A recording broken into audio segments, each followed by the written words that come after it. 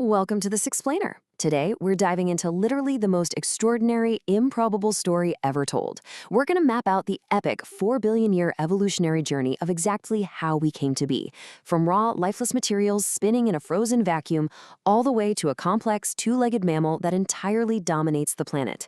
It's a puzzle that defies all logic, and it is packed full of twists, turns, and absolute near extinctions. We've got to start with a staggering number that really sets the stakes for our survival here. 99% of all species that have ever lived are now extinct. Think about that for a second. 99%.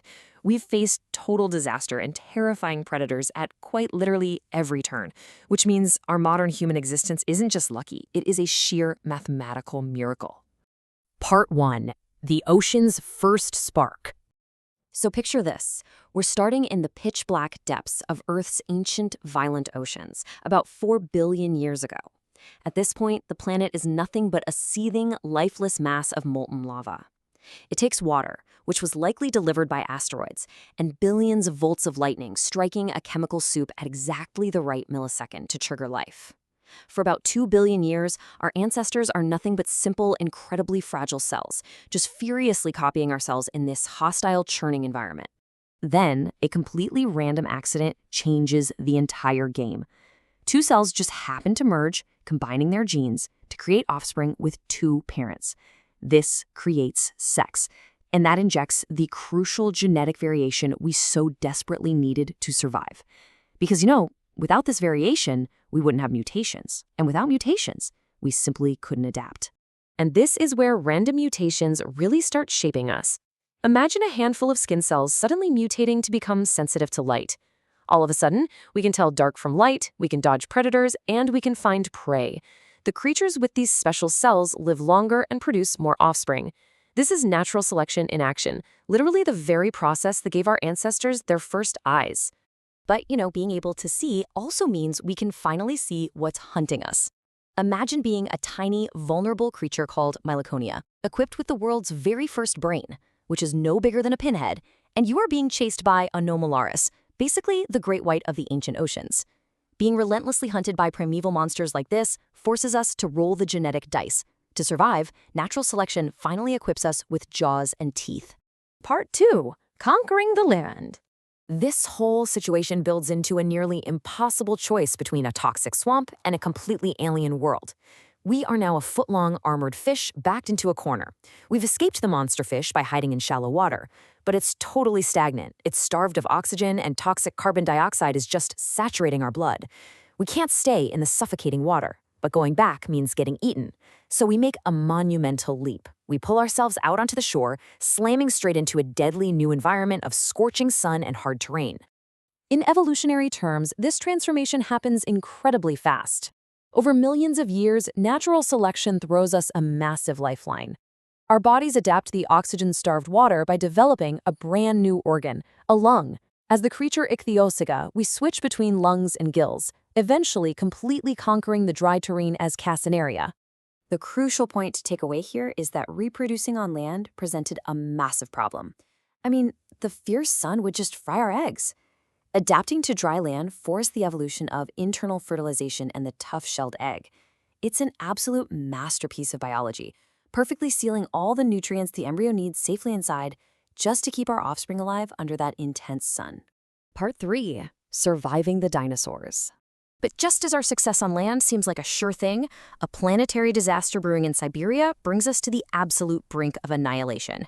The Earth literally tears itself apart. Giant magma plumes surge from deep inside the planet, unleashing trillions of tons of noxious carbon dioxide. Temperatures soar to over 100 degrees. This apocalyptic event wipes out 95% of all living things. We are left desperately clinging to life in a scorched wasteland, hanging on by a thread alongside the very species that will one day become the dinosaurs. When the dust finally settles, the battle for supremacy begins, and man, we are heavily outmatched. We're staring down the barrel of an evolutionary gun here. The dinosaurs adapt faster, becoming these huge, fast, strong apex predators. To avoid being eaten, we are literally forced to become small, nocturnal, and highly sensitive, basically hiding in the shadows as cat-sized, completely terrified creatures. It's honestly amazing how perfectly those ancient terrors map to our bodies today. Remember our ancestors switching between lungs and gills? Well, that leftover mechanism sometimes spasms today, giving us hiccups. And the next time you get goosebumps because you're cold or scared, remember it's a leftover reflex from our terrified, furry mammalian ancestors trying to puff up their fur to trap air and look bigger in the dark. Believe it or not, the dinosaurs were actually the best thing that ever happened to us. Seriously. Hiding from them forced some absolutely incredible adaptations. Instead of leaving vulnerable eggs around to get eaten, we evolved to give birth to live young. Our sweat glands actually transformed into mammary glands to nurture them with milk. And to outsmart the dinosaurs, we developed the neocortex, the center of complex thought. We officially became mammals. Part 4. Taking our first steps. So the dinosaurs' 165 million year reign comes to an abrupt end when an asteroid strikes. Life rebounds, and our tiny bug-eating ancestors rise from the ashes, take to the fruit-filled trees, and evolve into primates. But around 4.4 million years ago, extreme climate shifts and the splitting of the African tectonic plates create these vast mountain chains that block the rain. Our dense forest homes dry up into patchy terrain. The food is suddenly harder to reach, and we're starving, which forces yet another radical adaptation. I absolutely love this chain reaction. We're basically at an evolutionary dead end in those patchy forests. To reach food, we have to let go of the branches and start walking upright on two legs. Because we're walking on two legs, our hands are newly freed up to invent sharp stone tools. Those tools allow us, as scavengers, to crack open bones and eat the high-energy marrow left behind by predators. And that massive calorie boost completely changes our bodies, allowing our brains to literally double in size. Part 5. Tools, Fire, and Speech. Now we're into the final rapid stretch of this explainer. This is where intelligence and cooperation become our ultimate weapons against starvation and predators. We transition from lonely scavengers to cooperative hunters. As Homo erectus, our bodies evolve long torsos and low shoulders that are perfectly built for endurance running. But the biggest leap of all? Discovering how to harness the incredible power of fire. Suddenly, we have warmth, we have safety from the terrors of the dark, and most importantly, we have a way to cook our food. The big takeaway here is that cooking our food was an absolute game changer. I mean, cooked meat is just so much easier to chew. Because we didn't need them anymore, our massive, powerful jaw muscles shrank. This released their vice-like grip on our skulls, literally making physical room inside our heads for our brains to expand and become 50% larger.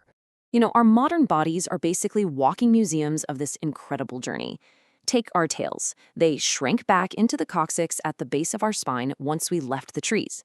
And because cooking made our jaws shrink so much, there just wasn't any room left for those massive molars we used to chew raw food. That's exactly why 35% of humans today don't even grow wisdom teeth anymore. We are evolving them right out of existence. With larger brains and families now gathering safely around the fire, we desperately needed to communicate to survive rivalries and, coordinate with each other. Natural selection shifted the shape of our tongue and lowered our larynx. This finally allowed us to form different sounds and ultimately complex words.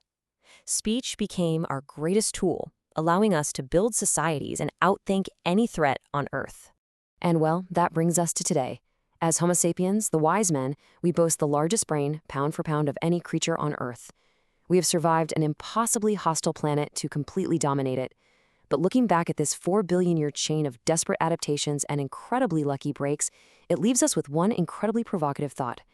Now that we've taken our fate entirely into our own hands, what happens to us next?